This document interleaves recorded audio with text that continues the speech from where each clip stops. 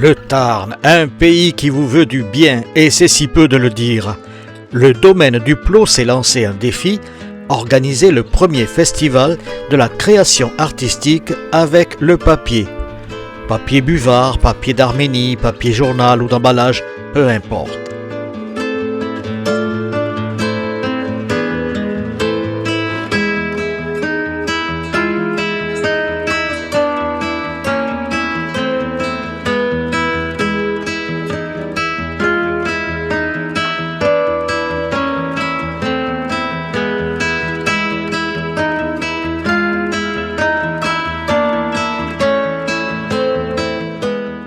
Bonjour Claire, que se passe-t-il là? Nous sommes encore dans la vallée, dans une des vallées du Tarn, avec quelque chose d'assez extraordinaire, un environnement de papier.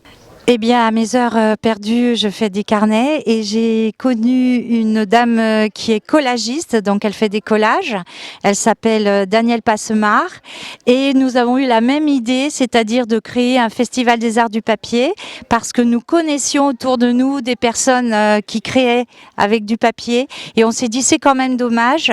Ce sont des disciplines qui sont noyées dans les expositions au milieu de la peinture, de la sculpture, etc. Mais il n'y a pas, ou très rarement en France, des salons dédiés aux arts du papier. Donc nous avons fait le pari de lancer le premier festival en cœur d'Occitanie dédié aux arts du papier. Et voilà, nous y sommes et nous sommes ravis parce que nous avons du monde. Pour ce premier festival, nous avons trouvé des exposants qui jouent le jeu. Bonjour. Alors, quelle est votre spécialité? Je vois que vous avez à la main, du fil de pêche. Mais non, c'est tout autre chose. Qu'est-ce que c'est? C'est un fil de papier qui est fait au Japon. Et c'est un fil qui est fait à partir d'écorce de mûrier et de chanvre. Voilà. Et moi, je le reçois de cette couleur-là. Donc au naturel, de mon fournisseur français, qui le reçoit lui du Japon. Et je le teins ensuite avec des encres de calligraphie, toutes simples, pour avoir la couleur que je veux. Je fais de la broderie traditionnelle, mais avec ce fil-là. Et je mélange avec du fil de coton et avec du fil de papier. Ah, il est quand même mélangé avec du fil de coton. Non, en fait, dans ma broderie, j'utilise toutes sortes de fils, donc des fils de coton, des fils de soie et aussi des fils de papier, en fonction de ce que je veux faire. Ah oui, c'est du costaud quand même. Hein? C'est du costaud. C'est du costaud, ah oui.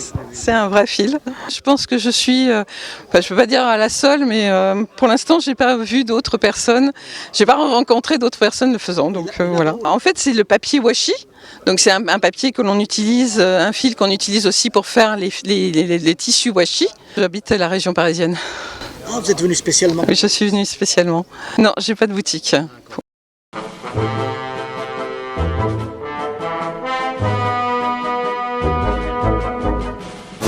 25 exposants et artisans d'art autour du monde du papier, des ateliers ludiques pour le public et enfants.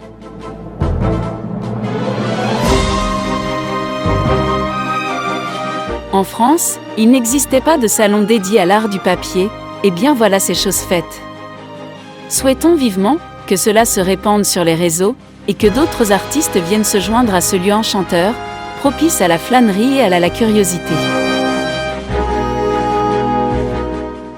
Nous sommes sur la commune de Trévien, au-dessus de Carmaux et de Monestier, donc pas loin de Cordes-sur-Ciel, qui est un village très connu, et pas très loin d'Albine aussi.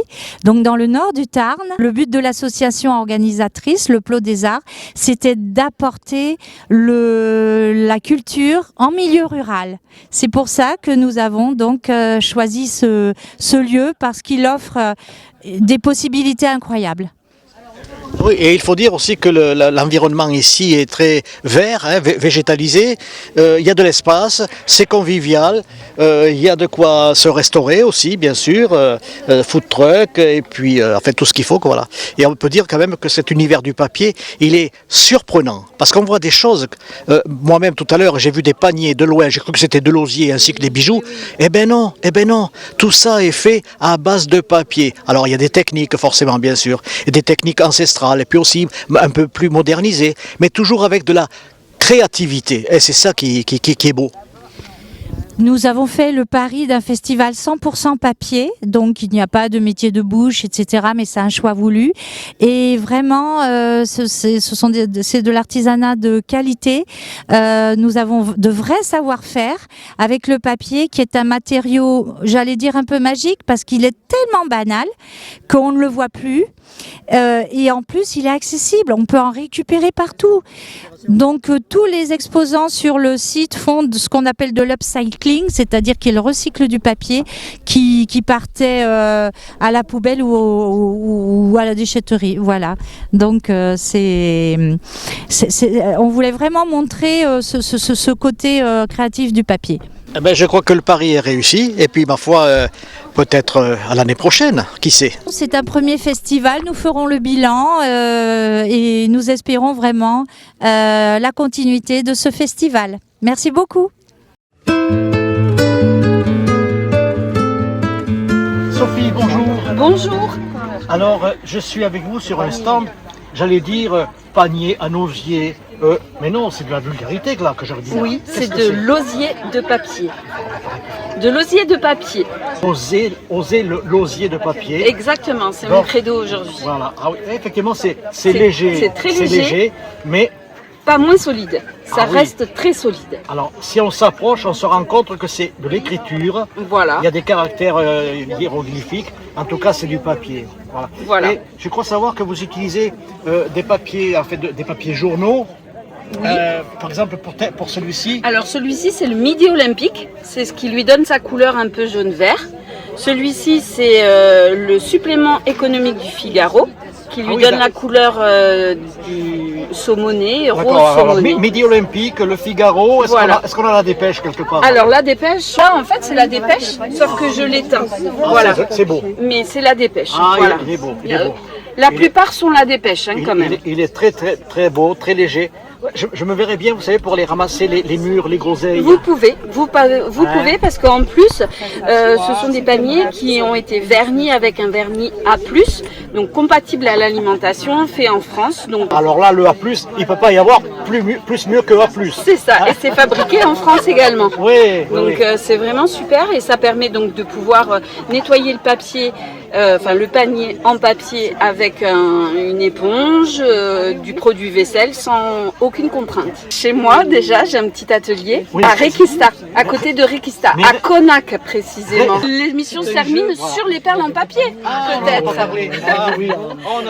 Donc ça c'est les feuilles qui sont dans les journaux, des feuilles très colorées de publicité, peu importe pour quelle enseigne, que je transforme en perles. Si un jour on m'avait dit que le papier journal allait se transformer en bijoux, j'aurais dit non, c'est pas possible. Eh bien, si tout à fait. Tout est possible, tout est réalisable avec Sophie. Merci. Fabienne, c'est tout d'abord une passion de plus de 700 costumes avec chapeaux et accessoires à la location. Elle crée aussi avec tout style de tissu et des rideaux d'ameublement. C'est dans l'atelier de Fabienne qui est en train de fabriquer un chapeau.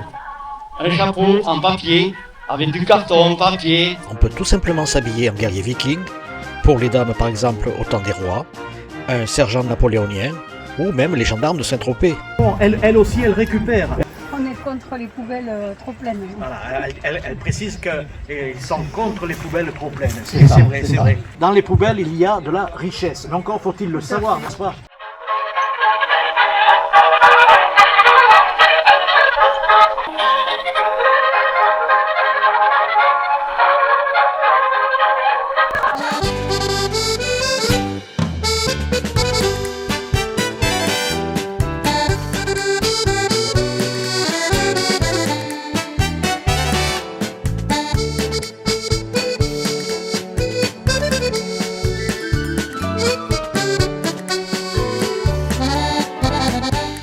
Et c'est sur ce terrain que l'idée m'est venue de conclure avec une joute humoristique entre deux prétendus écrivains poètes dont le seul vainqueur sera la folie des papiers en mouvement.